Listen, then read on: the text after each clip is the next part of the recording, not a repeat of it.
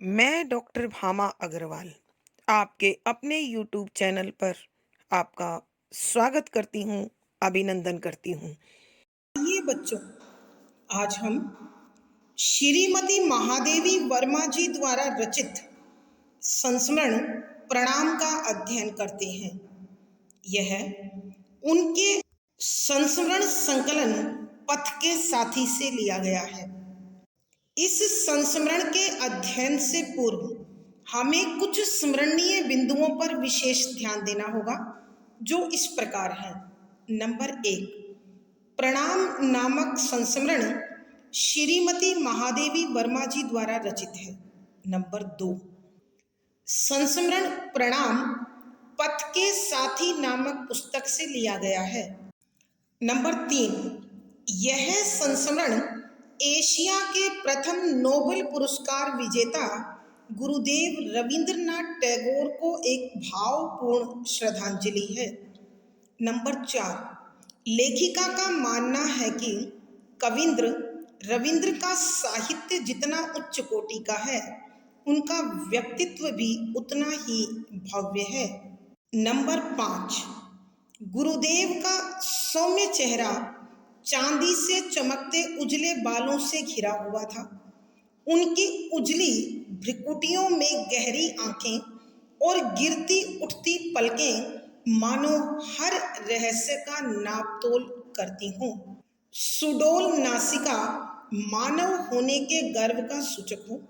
उनके होठों पर हमेशा बनी रहने वाली जादुई हंसी सबको अपने आकर्षण में बांध लेती थी तथा अतिथियों से स्नेहिल व्यवहार उन्हें विराट व्यक्तित्व का धनी बनाते हैं। नंबर 6, लेखिका का मानना है कि वे गुरुदेव से 3 बार मिली हैं। नंबर 7, लेखिका अपने अध्ययन काल के समय पहली बार उनसे गद्यात्मक रूप से मिली। नंबर 7, यह मिलन हिमालय क्षेत्र पर स्थित रामगढ़ के पर्वत की ढाल पर कई एकड़ में बने छोटे से बंगले में उनके द्वारा प्रयोग की गई अलमारी की दराजों में रखे कागजों के माध्यम से हुआ। नंबर 9, वे इस बंगले में अपनी बीमार बेटी की देखभाल के लिए रहे थे। उसकी मृत्यु के बाद वे कभी यहाँ वापस नहीं आए। नंबर 10, यह बंगला किसी अंग्रेज ने अपने विश्राम के लिए ले लिया था और उसी ने लेखिका को बड़े शिष्टाचार पूर्वक यह भीतर बाहर से अच्छी तरह दिखाया। नंबर 11, यहाँ अड़ोस पड़ोस से रविंद्र के महामानव होने के गुणों का लेखिका को पहली बार पता चला। नंबर 12, दूसरी बार लेखिका लेखन से जुड़ने के बाद कविंद्र से शांति निकेतन में प्रत्यक्ष रूप से मिली। नंबर 13, इस समय गुरुदेव काली मिट्टी से बनी श्यामली नामक कुटिया में बैठकर सृजन अर्थात लेखन का कार्य कर रहे थे। नंबर 14, तीसरी बार लेखिका ने वृद्ध गुरुदेव को कोलकाता के रंगमंच पर सूत्रधार की भूमिका में देखा। नंबर 15, सूत्रधार की भूमिका गुरुदेव शांति निकेतन के निर्माण के लिए धन संग्रह करने हेतु कर रहे थे। एक महामानव का यह आर्थिक अभाव लेखिका के मन को टीस से भर गया। नंबर 16, गुरुदेव अभाव के प्रभाव से सदैव मुक्त रहकर प्रसन्न चित्त व लक्ष्य पर अडिग रहे। नंबर 17, गुरुदेव की दृष्टि में कोई क्षुद्र, अपवित्र, हीन और त्याज्य नहीं था। वे इनमें भी महामानव गढ़ने की क्षमता रखते थे। नंबर 18, उनका साहित्य अत्यंत व्यापक स्तर पर है। बेशक उनके द्वारा लिए विषयों पर पहले कार्य हो चुका था, मगर ये विषय नवीनता लिए हुए अर्थात नए भाव नई दृष्टि से रचे गए थे। नंबर 19, लेखिका का मानना है कि छायावादी साहित्य का जन्म और विकास उनकी छत्र छाया में हुआ। उनके महाप्रयाण अर्थात मृत्यु के साथ ही छायावाद का समापन हो गया। नंबर 20, कोलकाता से एक परिचित ने लेखिका को गुरुदेव की अस्थियों की थोड़ी सी राख लाकर दी, जिसे पाकर उनकी प्रार्थना में शांति निकेतन सजीव हो गया। नंबर 21, संक्षेप में लेखिका के अनुसार गुरुदेव सौंदर्य प्रेमी, भावुक पिता, मानवतावादी, समाज सेवी, आदर्श राजनीतिज्ञ, शिल्पकार, दार्शनिक आदि से बढ़कर एक सच्चे मानव थे। ये सब विशेषताएं उन्हें महामानव बताती हैं। आइए अब इनके स्मरण के साथ ही हम संस्मरण के पदों की व्याख्या करते हैं। पद संख्या 29, यह सत्य है कि युग के अनेक अभावों की अभिशप्त छाया से वे मुक्त रह सके और जीवन के प्रथम चरण में ही उनके सामने देश विदेश का इतना विस्तृत क्षितिज खुल गया, जहां अनुभव के रंगों में पुरानापन संभव नहीं था, परंतु इतना ही संबल किसी को महान साहित्यिक बनाने की क्षमता नहीं रखता। प्रसंग प्रस्तुत गद्यांश हमारी हिंदी की पाठ्य पुस्तक संस्मरण में छायावाद के प्रमुख कवियों में महत्वपूर्ण स्थान रखने वाली तथा आधुनिक मीरा के नाम से विख्यात श्रीमती महादेवी वर्मा जी द्वारा रचित प्रणाम नामक संस्मरण से लिया गया है। संदर्भ, यहाँ लेखिका गुरुदेव रविंद्रनाथ टैगोर के जीवन से जुड़े अनेक अद्भुत और अनछुए पहलुओं पर प्रकाश डाल रही हैं। वो गुरुदेव को एक महान साहित्यकार मानती हैं और यह प्रमाणित तत्व कि गुरुदेव महान साहित्यकार थे, कौन से तत्व उनके चरित्र में, उनके गुण में, उनके व्यवहार में, उनके साहित्य में थे जो उन्हें एक महान साहित्यकार सिद्ध करते हैं, इसका वर्णन करते हुए वो लिखती हैं कि व्याख्या, शब्दों के अर्थ साथ साथ यह सत्य है, यह बात सत्य सच है कि युग जमाना समय के अनेक बहुत सारे अभाव, कमियां, अभिशप्त, श्रापग्रस्त, शापित छाया प्रभाव से वे अर्थात गुरुदेव मुक्त रह सके, आजाद रह सके। यहाँ लेखिका श्रीमती महादेवी वर्मा जी गुरुदेव रविंद्रनाथ टैगोर के विषय में बता रही हैं कि वो एक संपन्न परिवार में उत्पन्न हुए। उनकी पारिवारिक पृष्ठभूमि सुदृढ़ थी, संपन्न थी, इसलिए उन्हें अपने समय के अनेक अभावों से जूझना नहीं पड़ा, उनसे लड़ना नहीं पड़ा।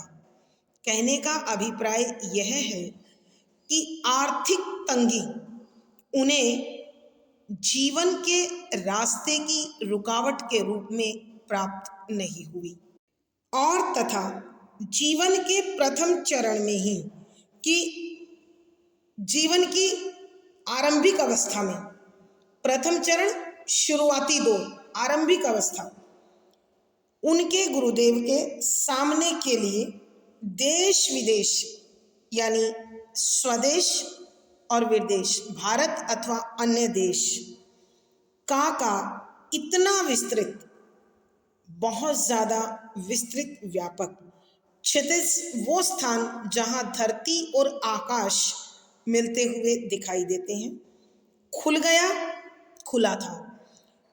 यहाँ यह तथ्य उद्घाटित हुआ है कि अपने जीवन के आरंभिक काल में ही, शुरुआती दौर में ही गुरुदेव रविंद्रनाथ टैगोर को देश विदेश के भ्रमण का सुअवसर प्राप्त हुआ और प्रत्येक स्थान विशेष पर जहाँ कहीं भी मनुष्य जाता है, वहाँ से वहाँ की सभ्यता, संस्कृति, विचारधारा आदि को मनुष्य अवश्य महसूस करता है, अनुभव करता है और एक साहित्यकार जैसा उदार दृष्टि का मानव उसमें से मथकर अमृत निकाल लाने की क्षमता भी रखता है। और यही कारण गुरुदेव को महान साहित्यकार की दिशा में ले जाने में सहायक हुआ, जहां अनुभव के रंगों में पुरानापन संभव नहीं था।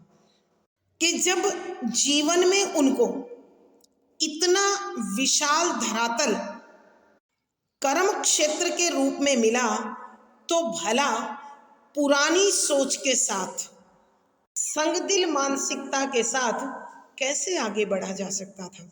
इसलिए गुरुदेव ने अपने व्यवहार में, अपने दृष्टिकोण में नए तत्वों को, नए विषयों को शामिल किया, परंतु किंतु इतना ही केवल संबल सहारा किसी को महान साहित्यिक बनाने की क्षमता नहीं रखता, कि केवल इतना होने से कोई महान साहित्यकार नहीं बन सकता। क्योंकि आर्थिक तंगी, पर्यटन, विदेशी सभ्यता और संस्कृति से मेल मिला, ये सब बाहरी वस्तुएं हैं। ये जीवन का आनंद तो दे सकती हैं, मौज मस्ती तो दे सकती हैं, मनुष्य के व्यवहार को तो परिवर्तित कर सकती हैं, लेकिन किसी को साहित्यकार नहीं बना सकती। क्योंकि साहित्यकार बनने के लिए एक संवेदनशील, भावुक, उदार मन होना अत्यंत आवश्यक है। और उस मन में दूसरों के लिए जब तक जज्बात नहीं होंगे, तब तक हलचल नहीं होगी, और हलचल के बिना साहित्य जन्म नहीं ले सकता। जिस प्रकार बिना दही को मथे मक्खन नहीं निकल सकता, उसी तरह दूसरों की पीड़ा को, दूसरों के भावों को जब तक कोई अपने हृदय पर अनुभव नहीं करता, तब तक साहित्यकार नहीं बन सकता। आइए प्यारे बच्चों, हम एक बार फिर इस पद की व्याख्या करते हैं। यहाँ लेखिका श्रीमती महादेवी वर्मा जी गुरुदेव रविंद्रनाथ के जीवन में जो सुख सुविधाएं थी और जो एक महान साहित्यकार बनने वाले पृथक गुण थे, दोनों पर प्रकाश डालते हुए लिखती हैं कि यह सत्य है कि युग के अनेक अभावों की अभिशप्त छाया से वे मुक्त रह सके, कि इस बात में कोई दो राय नहीं है। ये पूर्ण रूप से सत्य है कि अपने जमाने की कमियों के साथ गुरुदेव को शापित जीवन नहीं जीना पड़ा। अर्थात उनका परिवार आर्थिक रूप से संपन्न था और उच्च मानसिकता से युक्त था, इसलिए उन्हें न तंगदिल सोच से और न ही आर्थिक तंगी से जूझना पड़ा। और जीवन के प्रथम चरण में ही उनके सामने देश विदेश का इतना विस्तृत क्षितिज खुल गया, जहां अनुभव के रंगों में पुरानापन संभव नहीं था, कि जीवन के आरंभिक दौर में ही, शुरुआती समय में ही उन्हें देश विदेश घूमने का मौका मिला। और यह पर्यटन का विशाल क्षितिज, अर्थात इतनी विशालता जहां धरती आकाश मिल सकते हैं, वहां तक वो घूम पाए, तो इस प्रकार के अनुभवों में पुरानापन लेकर व्यक्ति नहीं घूम सकता है। क्योंकि जहां कहीं मनुष्य भ्रमण करता है, प्रत्येक स्थान की सभ्यता और संस्कृति को उसे समझना पड़ता है, और उस संस्कृति से गुरुदेव जैसा भावुक हृदय, चिंतनशील, मननशील मन मथ कर मक्खन निकाल लाता है। अर्थात प्रत्येक स्थान से उन्होंने श्रेष्ठ गुणों को अपने जीवन में, अपनी दृष्टि में शामिल कर लिया।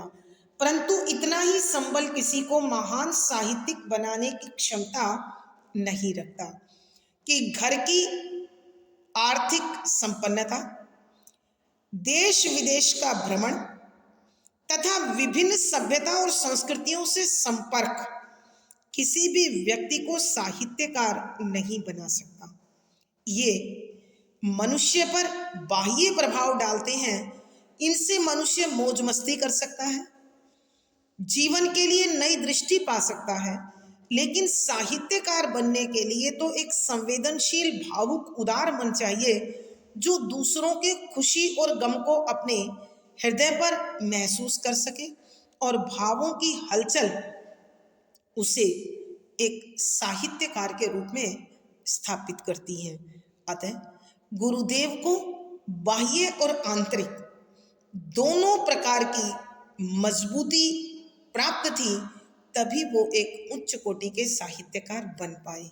भावार्थ, लेखिका के कहने का भाव यह है कि गुरुदेव एक ऐसे वातावरण में पले बड़े जहां किसी प्रकार का कोई अभाव नहीं था, लेकिन फिर भी वो इतने उच्च दृष्टिकोण के थे कि वो हर जगह से, हर तत्व से मथ कर मक्खन निकालने की क्षमता रखते थे। इसीलिए उच्च मनोभाव उन्हें साहित्य की दिशा में ले गए। विशेष यहाँ गुरुदेव के महान साहित्यकार होने के भाव का उद्घाटन हुआ है। शुद्ध साहित्यिक खड़ी बोली का प्रयोग है। तत्सम प्रधान शब्दों ने विषय को मजबूती दी है। शांत रस प्रसाद गुण है। वाक्य संरचना विषय के अनुकूल गंभीर है। विवेचनात्मक अथवा वर्णात्मक शैली का प्रयोग हुआ है। पद संख्या 30।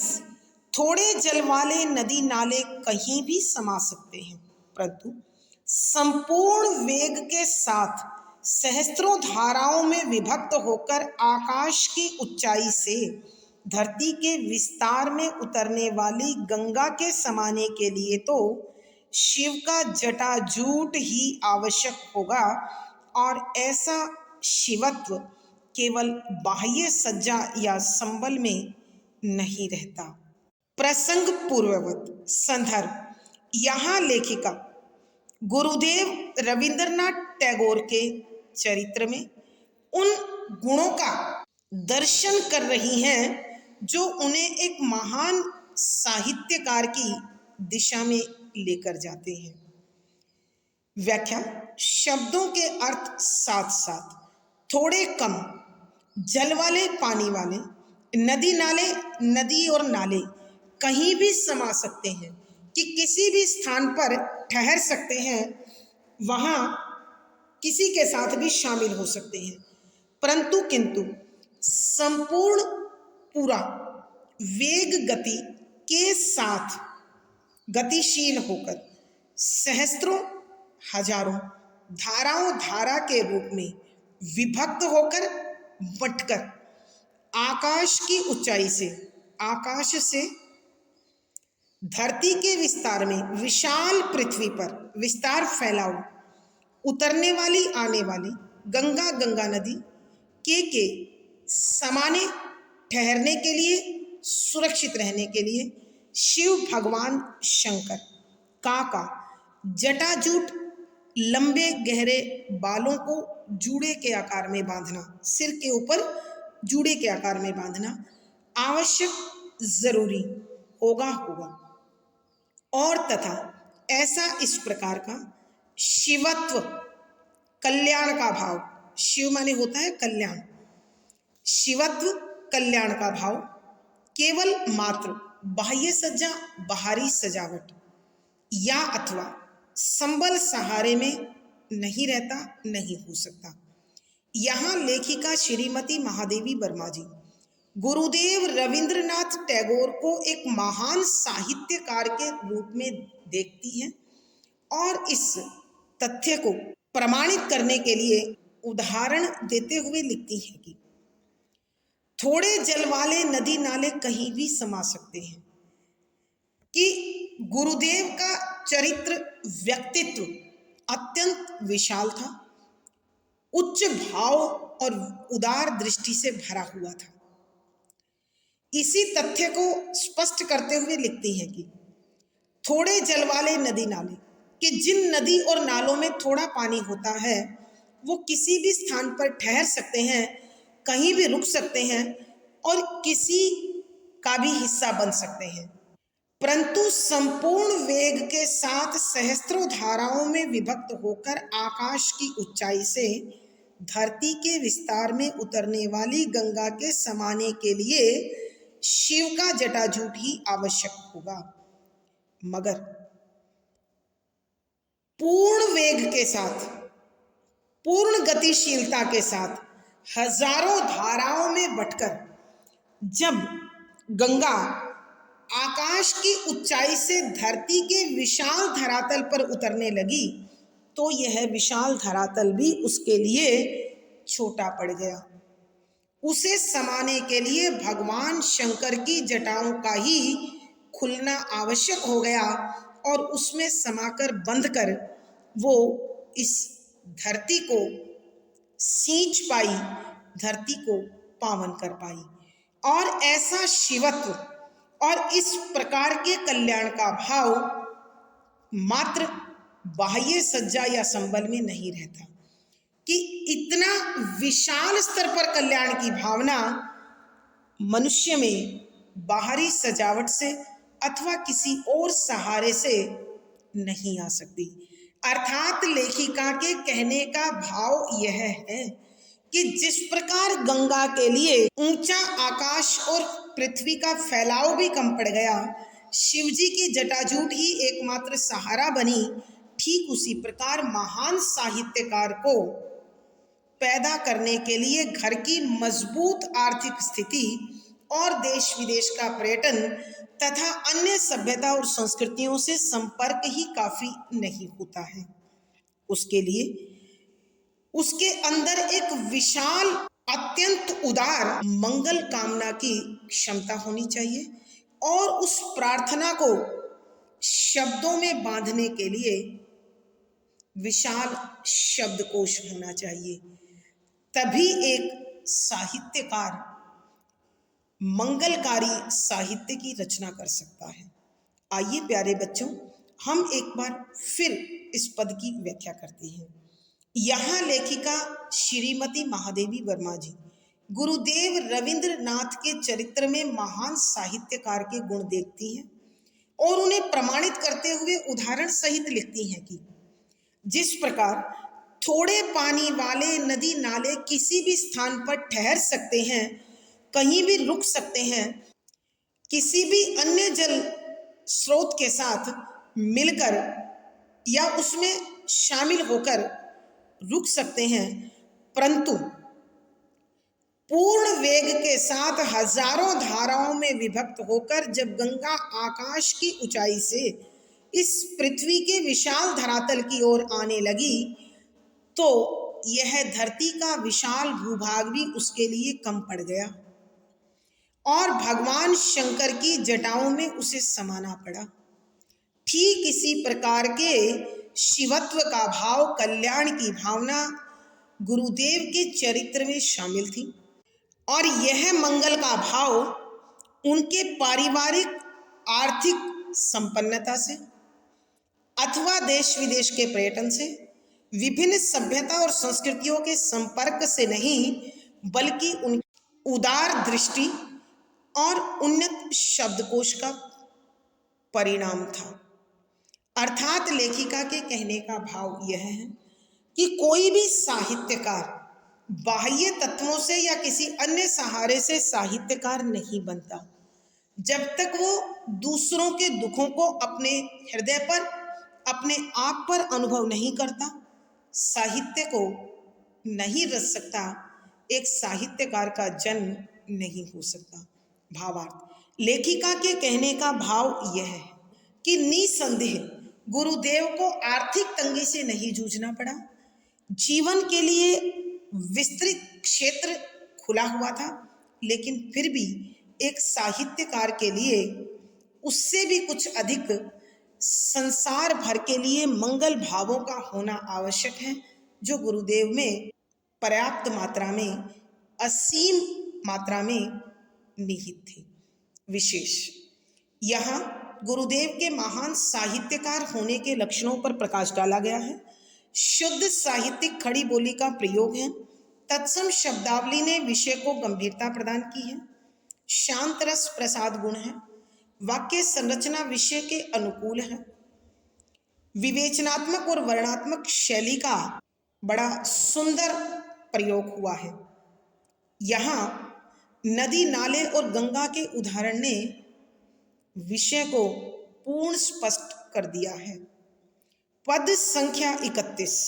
रविंद्र ने जो कुछ लिखा है उसका विस्तार और परिमाण हृदयंगम करने के लिए हमें यह सोचना पड़ता है कि उन्होंने क्या नहीं लिखा। जीवन के व्यापक विस्तार में बहुत कम ऐसा मिलेगा जिसे उन्होंने नया आलोक फेंक कर नहीं देखा और देखकर जिसकी नई व्याख्या नहीं की। प्रसंग पूर्ववत।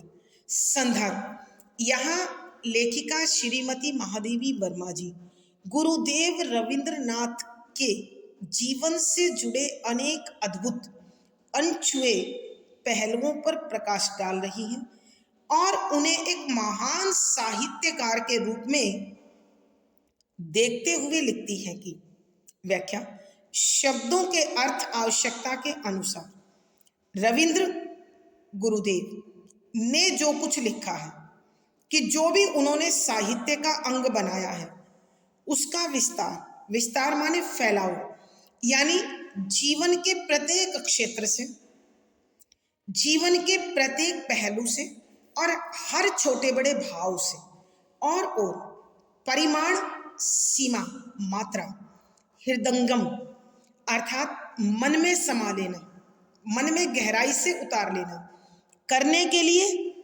बसाने के लिए हमें यह सोचना पड़ता है कि पाठक को सोचना पड़ता है उन्होंने क्या नहीं लिखा। यानी उनके साहित्य का विस्तार इतना अधिक है जो हर भाव पर, हर तत्व पर, हर दशा पर लिखा गया है। यहाँ लेखिका श्रीमती महादेवी वर्मा जी महान साहित्यकार रविंद्रनाथ टैगोर के साहित्य की व्यापकता पर प्रकाश डालते हुए लिखती है कि गुरुदेव रविंद्रनाथ टैगोर ने जो भी कुछ लिखा है वह इतना अधिक विस्तृत है, इतना अधिक फैला हुआ और बहुत अधिक मात्रा में है। पाठक को उसे आत्मसात करने के लिए, अपने हृदय में उतारने के लिए यह सोचना पड़ता है कि कौन सा तत्व, कौन सा भाव, कौन सी दशा, कौन सा वर्ग ऐसा है जिस पर हमें उनका साहित्य प्राप्त नहीं होता है। अर्थात संपन्न हो, विपन्न हो, उच्च हो, निम्न हो, प्रभाव हो, अभाव हो, प्रत्येक दिशा में उनका लेखन मौजूद है। जीवन के व्यापक विस्तार में बहुत कम ऐसा मिलेगा जिसे उन्होंने नया आलोक फेंक कर नहीं देखा। जीवन, जिंदगी व्यापक फैला हुआ, यानी जीवन से जुड़े अनेक पहलू, विस्तार, फैलाव में बहुत कम ऐसा मिलेगा कि बहुत थोड़ा सा ऐसा हिस्सा होगा जिसे उन्होंने नया आलोक, उन्होंने गुरुदेव रविंद्रनाथ टैगोर ने नया आलोक, नई रोशनी फेंक कर नहीं देखा, डाल कर नहीं देखा, अर्थात नई दृष्टि से उसे अनुभव नहीं किया, उसे सोचा विचारा नहीं, उस पर चिंतन मनन नहीं किया और देखकर उसकी नई व्याख्या नहीं की कि उसे देखा, पढ़ा, उस पर चिंतन किया, मनन किया और नई दृष्टि के साथ उसकी व्याख्या की, उसे प्रकट किया। अर्थात लेखिका के कहने का भाव यह है कि मानव जीवन से जुड़ा कोई ऐसा पक्ष होगा जिस पर गुरुदेव ने अपनी नई दृष्टि नहीं डाली, उसे नई दृष्टिकोण से नहीं देखा और उसके नए भावों, नए विचारों, नएपन के साथ उसकी व्याख्या नहीं की। आइए प्यारे बच्चों, हम एक बार फिर इस पद की व्याख्या करते हैं। यहाँ लेखिका श्रीमती महादेवी वर्मा जी गुरुदेव रविंद्रनाथ टैगोर में एक महान साहित्यकार के गुणों का दर्शन करती हैं और एक बड़े व्यापक स्तर पर उनके साहित्य को पढ़ती हैं, अनुभव करती हैं। उसी विस्तार पर प्रकाश डालती हुई लिखती हैं कि गुरुदेव रविंद्रनाथ टैगोर ने जो भी कुछ लिखा है उसका क्षेत्र इतना अधिक विस्तृत है और इतनी अधिक मात्रा में हमें लिखा हुआ प्राप्त होता है कि कोई भी पाठक उसे जब अपने हृदय में उतारता है, उसे अनुभव करता है, उसे महसूस करता है, उसे आत्मसात करता है, तो उसे यह सोचना पड़ता है कि जीवन का ऐसा कौन सा पहलू है, समाज का ऐसा कौन सा वर्ग है, सृष्टि का ऐसा कौन सा तत्व है जिस पर उन्होंने लेखनी नहीं चलाई। जीवन के व्यापक विस्तार में बहुत कम ऐसा मिलेगा जिसे उन्होंने नया आलोक फेंक कर नहीं देखा और देखकर जिसकी नई व्याख्या नहीं की। कि इस जिंदगी के प्रत्येक पक्ष पर उन्होंने अपनी दृष्टि डाली है। जब हम उनके साहित्य को पढ़ते हैं तो हमें ऐसा बहुत कम देखने को मिलता है कि उन्होंने किसी पक्ष को अनछुआ छोड़ दिया या उस पर विचार नहीं किया। उन्होंने जिंदगी के प्रत्येक पहलू को नई दृष्टि से, नए दृष्टिकोण से, नए भावों से, नए तत्वों से देखा और फिर उसके नए स्वरूप के साथ व्याख्या की, उसे प्रकट किया। अर्थात कहने का भाव यह है कि जिंदगी से जुड़े हर पहलू, चाहे सुख हो, दुख हो, अभाव हो, प्रभाव हो, स्वभाव हो अथवा किसी भी अन्य प्रकार का कोई भाव हो, समाज में संपन्न हो, विपन्न हो, उच्च हो, निम्न हो, श्रेष्ठ हो, निकृष्ट हो, प्रत्येक तत्व को उन्होंने अपने साहित्य का हिस्सा बनाया और उसे नई दृष्टि के साथ प्रस्तुत किया। भावार्थ, यहाँ लेखिका के कहने का भाव यह है कि गुरुदेव रविंद्रनाथ टैगोर द्वारा रचा गया साहित्य अत्यंत विस्तृत है और नए दृष्टिकोण के साथ प्रस्तुत किया गया है। विशेष, यहाँ गुरुदेव रविंद्रनाथ के एक उच्च कोटि के साहित्यकार तथा उनके साहित्य की व्यापकता पर प्रकाश डाला गया है। शुद्ध साहित्यिक खड़ी बोली का प्रयोग है। तत्सम शब्दावली ने विषय को गंभीरता प्रदान की है। शांतरस प्रसाद गुण है। वाक्य संरचना विषय के अनुकूल गंभीर है। विवेचनात्मक और वर्णात्मक शैली का अनुकरण किया गया है। आज की कक्षा में प्यारे बच्चों इतना ही। अगली वीडियो में फिर मुलाकात होगी। पिछली वीडियो का लिंक डिस्क्रिप्शन बॉक्स में मिल जाएगा। आशा है पढ़ा गया विषय आपको अवश्य समझ में आया होगा। अपने भाव व विचार कमेंट बॉक्स में लिखें। वीडियो को लाइक करें, शेयर करें और चैनल सब्सक्राइब करें। आपका दिन और जीवन मंगलमय हो, इसी शुभकामना के साथ धन्यवाद, आभार।